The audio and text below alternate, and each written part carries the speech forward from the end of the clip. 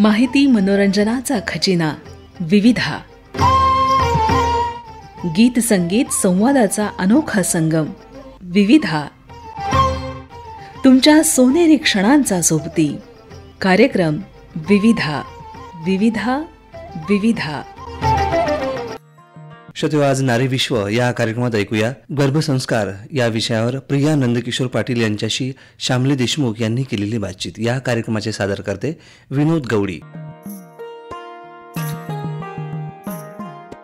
हाय, hello, नमस्कार. नारी विश्व या कार्यक्रमात आपल्या सर्व रसिक श्रोत्यांचं आणि आमच्या सखींचं खूप खूप स्वागत आहे. सखींनो, नुकतीच मी एक मोबाईलवर व्हिडिओ बघत होती. त्याच्यामध्ये असं सांगितलं होतं की मुलांमध्ये जो नकार आपल्याला बघायला मिळतो तो नकार हा गर्भसंस्कारातून येतो. आणि हे ऐकल्यानंतर मला जरा 2 मिनिटासाठी शॉकच बसला. असं कसं काय होऊ शकतं? बऱ्याच पाल्यांना मुलगी हवी, मग मुलीसाठी कपडे, मुलीसाठी नाव, हे सगळं ते विचार करून ठेवतात. आणि आतमध्ये म्हणजे गर्भात हा मुलगा वाढत असतो आणि तिथून तो नकार असतो. आणि याच्यावरून मला कळलं की गर्भसंस्कार किती महत्त्वाचा असू शकतो. या गोष्टीबाबत म्हणजे गर्भसंस्कार या गोष्टीबाबत आपल्याला बऱ्याच गैरसमज, काही गोष्टी आपल्याला माहीत नाही आहे. तर या सगळ्याविषयी आज आपण आपल्या नारी विश्व या कार्यक्रमात जाणून घेणार आहोत. आणि या सगळ्याविषयी आपण ज्यांच्याशी बातचीत करणार आहोत त्या आहेत सौ प्रिया नंदकिशोर पाटील. नमस्कार मॅम. नमस्कार. जेव्हा एक स्त्री गर्भवती असते तेव्हा तिची आई तिला वेगळं काही सांगते, सासू वेगळं सांगते, आजी काहीतरी वेगळं सांगते आणि या तिघी जे काही तिला सांगतात तिचं मात्र वेगळंच काहीतरी कन्फ्युजन होतं आणि ती वेगळंच काहीतरी करते.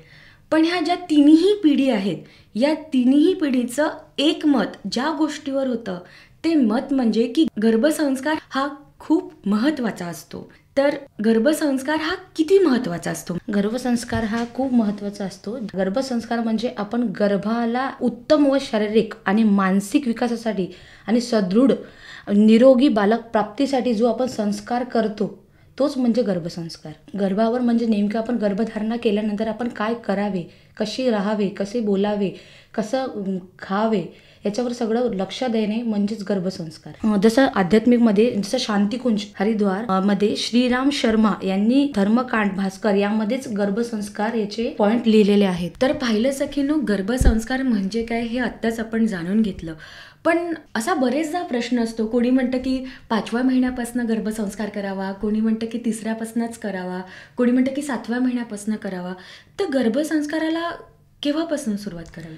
गर्भसंस्काराला आता बघितलं तर कसं, जसं आपलं रजोपरिचर्या म्हणजे जसं आपली मासिक पाळी जे चालू होते तेव्हापासूनच आपण आपल्या शरीरावर लक्ष द्यायला हवे. कसं आहे, आधी जे मासिक पाळी या 5 दिवसामध्ये आपल्याला टोटली रेस्ट हवं होतं आणि त्याच्यामध्ये ट्रॅव्हलिंग अवॉइड करत होते. पण आता जे आहेत, आता मुली स्वतःकडे लक्ष देत नाही आहेत. हेवी वर्क करतायत, ट्रॅव्हलिंग करतायत, खेळ खेळतायत, कोणत्या खेळामध्ये फुटबॉल झाले त्यामध्ये ते लक्ष देत नाहीत. त्या 5 दिवसामध्ये आपल्या शरीरातले हार्मोन्स चेंज होतात. त्याच्यामुळेच आता गायनॉलॉजिस्टकडे आपले पेशंट वाढलेत की आम्हाला मूड होत नाहीये.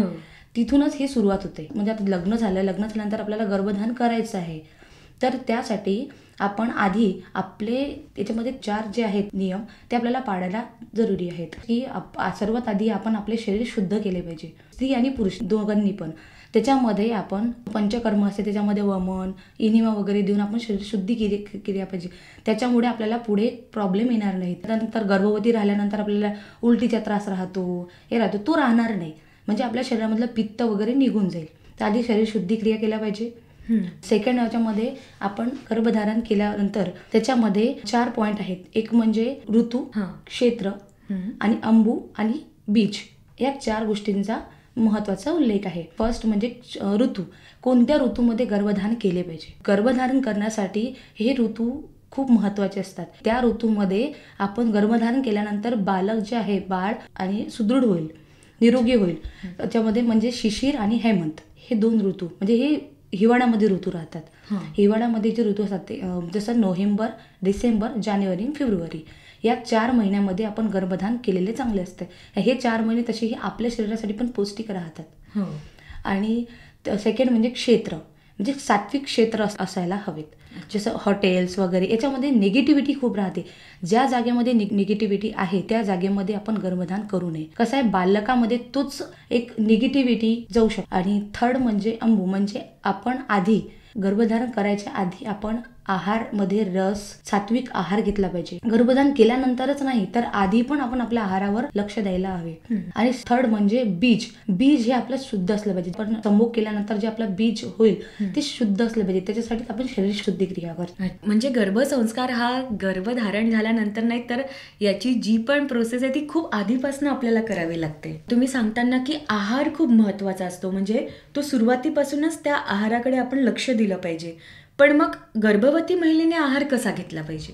गर्भवती महिलेने आहार घेताना एक लक्ष दिलं पाहिजे. त्यांनी सुरुवातीला सकाळी नाश्ता वगैरे केला, त्यांनी नाश्त्यामध्ये हेवी घेऊ नये आणि फास्ट फूड हे अवॉइडच करावे. खूप महिला फास्ट फूड वगैरे घेत आहेत तर ते बाळासाठी पण चांगलं नाही आणि स्वतःसाठी पण हे नाही. त्याच्यामध्ये कसं ते पचायला हार्ड जाते. म्हणजे जे पचायला भारी जात नाही तर ते आपण आपल्या आहारामध्ये घेतलं पाहिजे. की आहारामध्ये आपण मसालेदार नको, नंतर पित्तवर्धक जे असेल ते घेऊ नये. घ्यायचं पण एकदम थोडी प्रमाणात घ्यायचं. जसं की आपल्याला कैरी खावट असेल तर कैरीचा थोडा प्रमाणात घ्यावा. जे हिरव्या पालेभाज्या जास्त प्रमाणात खायच्या, त्याच्यासोबत फळभाज्या जसे गाजर, टोमॅटो, बीट हे पण आपण आपल्या रोजच्या आहारामध्ये थोड्याफार प्रमाणात ठेवावे.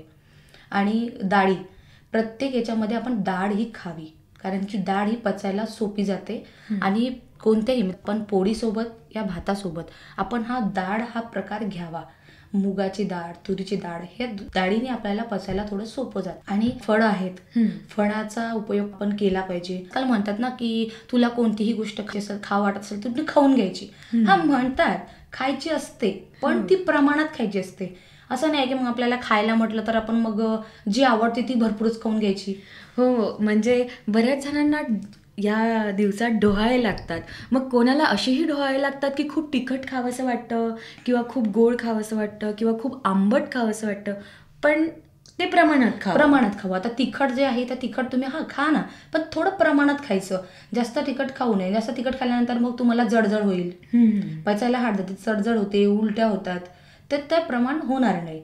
आणि आंबट जे आहे तर आंबट पण खायचं पण थोडं, म्हणजे पित्तवर्धक आहार तर आपल्याला थोडा कमीच करावा लागतो या दिवसामध्ये, नाहीतर उलटीचा वगैरे हा त्रास जास्त जाणवतो महिलांमध्ये. अच्छा, पण बरेचदा असं होतं की त्यांना आपण ते खाऊ देतो पण त्याचा परिणाम त्या स्त्रीवर होतोच जिने गर्भधारण केलेलं आहे, पण त्याचा परिणाम त्या बाळावरही होतो का? होतो नक्कीच. कारण की कसं आहे तर तिला खाल्ल्यानंतर ते पचायला हार्ड जात आहे तर ते बाळाला पण पचायला, म्हणजे तिला पचायला हार्ड गेल्यानंतर ते बाळाला पण तो पौष्टिक जो आहे तो मिळत नाही. ते स्वभावात वगैरे येतं. स्वभावाचा नाही आहे पण त्या बाळाला जे पौष्टिक तत्व जायला हवेत ते जाणार नाहीत. हो, बरेचदा असं आहे की गरम खूप खाल्लं की बाळ रागीट होतो वगैरे, असं काही आहे का? असं नाही आहे काही. त्याच्यामध्ये तसं नाही आहे की गरम खाल्ल्यानंतर बाळ गरम होईल, असं नाही आहे. तर म्हणजे रागीट स्वभावाचा नाही, रागीट स्वभावाचा तसं नाही आहे. पण आपल्यावर डिपेंड आहे की आपण कसं राहतोय. त्या गर्भधारण झाल्यानंतर गर्भवती महिलेने जास्त चिडचिड करू नये, नकारात्मक गोष्टीपासून दूर राहावे. जसं चिडचिड होत असेल तर ती ध्यान करू शकते, तिने मधुर संगीत ऐकावे, एखादे पुस्तकच वाचावे. तिने त्याच्यामध्ये म्हणजे नकारात्मक गोष्टीपासून थोडं दूर राहावे. आणि नकारात्मक गोष्टीपासून दूर राहिल्यानंतर किंवा भांडण वगैरे होत असेल किंवा त्याच्यापासून थोडं दूरच राहावे. आणि घरच्या पुरुषांनी, बाकीच्या व्यक्तींनी पण लक्ष द्यावे की गर्भवती महिलेपासून ह्या गोष्टी दूर ठेवा. तिने चिडचिड केलं तर त्या मुलांमध्ये तो चिडचिडपणा येऊ शकतो. नारी विश्व या कार्यक्रमात आपण सौ प्रिया नंदकिशोर पाटील यांच्याशी बातचीत करत आहोत आणि आजचा विषय फारच महत्त्वाचा आहे. आजचा विषय आहे गर्भसंस्कार. तर आता आपण मधुर संगीत ऐकावं हे पण सांगितलेलं आहे आणि आहार कसा असावा याविषयी आपण बोललोय. पण आता बोलूयात, योगासनं हे गर्भवती महिलेसाठी किती महत्त्वाचे आणि ते केले पाहिजेत का? बरेचदा महिलांना बेड रेस्ट सांगितला जातो, तर ते योगासनं कशी केली पाहिजेत? महिलांना आसनं आणि प्राणायाम, योगा हा महत्त्वाचा आहेच. त्यांना ते सांगतात बेड रेस्ट करावं, पण ते एक कंडिशन बघून. असा प्राणायाम, योगा हा करावा, पण आपली कंडिशन सुद्धा, आता कोणाकोणाला जे आहे तर प्रेग्नेन्सी आहे तर ती क्रिटिकल सांगितलेली राहते. त्यांना थोडं पण हे केलं तर त्यांना अबॉर्शन होण्याची शक्यता राहते. पण योगासनं करावे किंवा नाही आपण योगासनं करू शकत तर प्राणायाम आणि मुद्रा वगैरे तरी लावावेत. मुद्रेचं पण खूप महत्त्व आहे आणि प्राणायाम पण आपण करू शकतो. आपण आसन जर म्हटलं तर आसन हा आपलं श्रवासन आणि सेतुबंद आसन, मांजरी आसन आणि बंद कोणासन, आपण हे आसन करू शकतो. पण पेशंटची कंडिशन बघून. त्यांना कोणाकोणाला जास्त बाळाचा प्रॉब्लेम राहतो आणि कोणाकोणाला खूप दिवसानंतर राहते आणि डॉक्टर क्रिटिकल सांगतात, तर त्यांनी ह्या थोडं बघून करावेत. आणि पण मुद्रा आहेत, मुद्रा हे आपण करायलाच हव्यात. मुद्रा करायला काही आपल्याला प्रॉब्लेम येणार नाही आहे. त्याच्यामध्ये मग शरीराचा बराच भाग हा आरामातच राहतो. पण कितीही आपल्याला आराम सांगितला असेल तर तरीही थोडंफार चालणं हे जरुरी आहे. नुसतं तुम्हाला बेड रेस्ट सांगितल्यानंतर तुम्ही मग डॉक्टर सांगतात तुम्हाला बेड रेस्ट हवा आहे, पण बेड रेस्ट म्हणजे तुम्ही 24 तास बेडवर राहणे हे बरोबर नाही आहे. अच्छा. हां, थोडं तुम्ही उठायला हवं आहे, तुम्हाला चालायला हवं. आणि गर्भवती महिन्याने जेवण झाल्यानंतर थोडं शतपावली करावी. जेवण पण पचायला चांगलं जाते आणि त्यांना ॲसिडिटी वगैरे जो आहे, गॅसेस वगैरे आहेत ते होणार नाहीत. त्याच्यामुळे गॅसेस जर जास्त वाढले तर त्यांच्या गर्भपिशवीवर ताण येतो. आणि जेवण करताना एक महत्त्वाची गोष्ट म्हणजे आपल्या जेवणाचे जे आपण 4 भाग करायचे पोटामधले, ते 3च भाग म्हणजे जस्ट की 2 भाग जेवण करायचं, 1 भाग पाणी आणि 1 भाग रिकामा राहू द्यायचा. म्हणजे पोटभर पूर्ण जेवायचं नाही. कारण त्याच्यामध्ये जास्त पोटभर तुम्ही जेवल्यानंतर मग पोटामध्ये आपण जे श्वास घेतो हवा जायला जागा राहत नाही. तुम्हाला ॲसिडिटी वाढेल किंवा डकार येईल, गॅसेस वाढेल. त्याच्यामुळे मग आपण आहार घेताना आपण थोडा लक्षपूर्वक घ्यावा आणि जेवण झाल्यानंतर थोडं चालावं. आता आसनं तर आपण सांगितलं, त्याच्यामध्ये आपण मुद्रा पण आता खूप आपल्या शरीरावर महत्व करतात. जसे वरुण मुद्रा आहे. वरुण मुद्रा ही आपल्या शरीरामधलं पाणी, जरी आपल्याला तहान जरी लागेल, आपण वरुण मुद्रा जर लावून ठेवली ना तर आपल्याला थोडा पाण्याचा अभाव कमी वाटेल. म्हणजे आपल्या शरीरामध्ये पाण्याची उत्पत्ती होईल वरुण मुद्रेने पाण्याची उत्पत्ती होईल. हां, जसं की ध्यान मुद्रा पण आपण केली पाहिजे. म्हणजे ध्यान मुद्रा लावून आपण थोडे मंत्र वगैरे लावायचे, मंत्र वगैरे म्हणायचे. त्याने आपला जे चिडचिड वगैरे होत असेल की असेल तर ते दूर होईल. आणि प्राणायाम, अनुलोम विलोम आपण हा करू शकतो. हो, बेड रेस्ट जरी सांगितलं असं अनुलोम विलोम हा करायला काही प्रॉब्लेम जाणार नाही. आणि जर उन्हाळा असेल तर चंद्रभेदी, म्हणजे आपल्याला नाकाच्या 2 हे असतात, चंद्रनाडी आणि सूर्यनाडी. हो, तर त्या उन्हाळा जर असेल तर आपण चंद्रभेदी प्राणायाम हे करू शकतो. आणि जास्त थंड जर असेल तर सूर्यभेदी, म्हणजे त्याच्याकडून आपण जर उन्हाळा असेल तर गरम जास्त होत असेल तर चंद्रनाडीने आपल्या शरीरामध्ये थंडावा, म्हणजे त्यावेळेस आपल्याला थंड वाटेल, जास्त गरम वाटणार नाही. आणि जे थंडावा जर असेल, हिवाळा जर असेल तर आपण सूर्यभेदी प्राणायाम केलं पाहिजे. त्याने आपल्या शरीरावर चांगला अभाव होईल.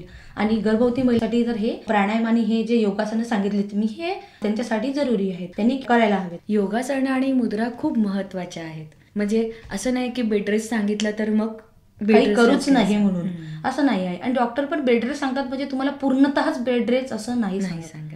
ते आपण आपल्या मनाला हे करतो की नाही, आपल्याला बेड रेस्ट सांगितलं की आपण बेडवरून उतरायचं पण नाही. हो, बरोबर आहे. तुम्ही आताच बोलताना असं बोललात की ध्यान करताना म्हणजे ध्यान मुद्रेत बसावं आणि मंत्र लावावेत.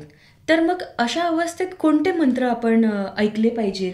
आपण अशा अवस्थेमध्ये गर्भवती महिलेने गायत्री मंत्र, गणेश मंत्र, मृत्युंजय मंत्र हा पण ऐकला तर चांगला आहे. हनुमान चालिसा ऐकावी, हनुमान चालिसा पण चांगली आहे. आणि याच्यामध्ये एक येतो गर्भचालिसा म्हणून.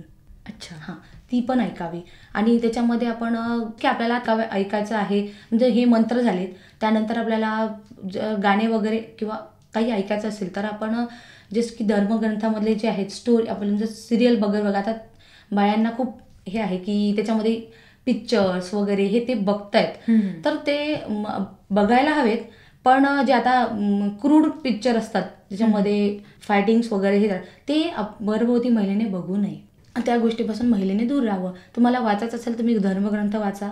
अच्छा. हां, जे मंत्र तुम्ही सांगितलेत ते मंत्राला ऐकताना किंवा म्हणताना काही असं विशिष्ट अशी आहे का की तुम्ही मांडी घालून बसा वगैरे असं काही आहे का?